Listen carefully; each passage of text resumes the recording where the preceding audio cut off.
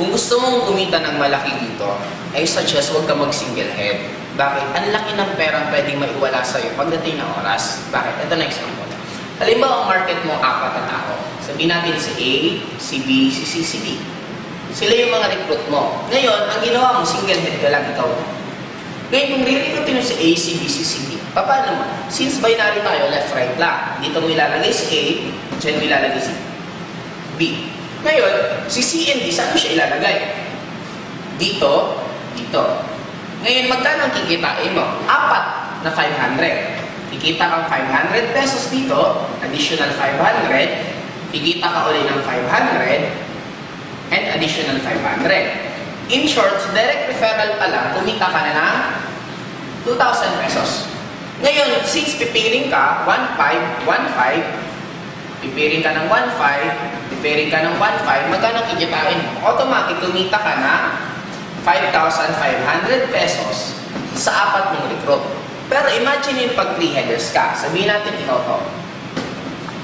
Ikaw yan. Ikaw din yan. Okay, si U2, si 3. Ngayon, yung recruit mong 4, saan mo ilalagay? Dito mo ilalagay si A, dyan mo ilalagay si B, dyan mo ilalagay si C, si D. In short, ang maganda dito, mas nahiwalay mo. Magkano kikitain mo? 1, 2, 3, 4, 5, 6. 4 ay 6 na direct referral. In short, kumita ka ng 3,000 direct referral pa lang. Eh, di ba ikaw to si Y3?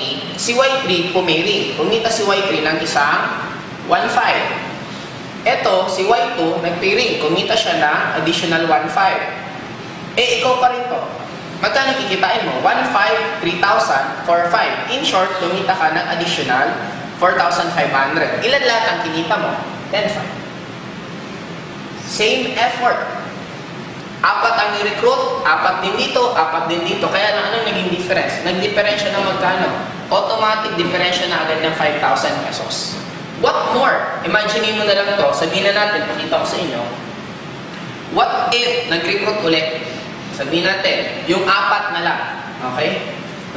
Ito nag-recruit ng isa, ito nag-recruit ng isa, 1, 2, ito 3, ito 4.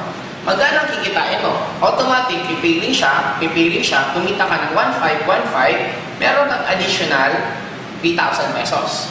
What if ito, nag-recruit ng tig-isa? Isa, 1, 2, 3, 4. Si Y2, kumita siya ng 1,500. Si Y3, kumita siya ng 1,500. Si Y2, ay si Y, kumita siya ng 1,500, 3,000. Automatic, ang total mong tinita, 6,000. Magkano ng difference? 3,000. Kaya kung lumaki pa ito nung lumaki, dahil talaga tayo, mas lalong malaki yung mawawala sa yung income. Kaya kung ang plano mo yun naman, karirin talaga to, in short, gusto mo talagang kumita dito ng malaki at tatrabahoin mo, suggest 3 to 7 heads, yun ang gawin mo. Napakaganda naman. Huwag ka lang magsisingle head kasi darating talaga ang time, manginghinayang ka. Pwede kang mawala ng milyon. Imagine mo, pag lalong dumami yan, ito nga, nag-negative ka pala ng 3,000. What if 10 dyan, that is already 30,000. Kaya I suggest, itong gawin mo kung gusto mong kumita dito ng malaki.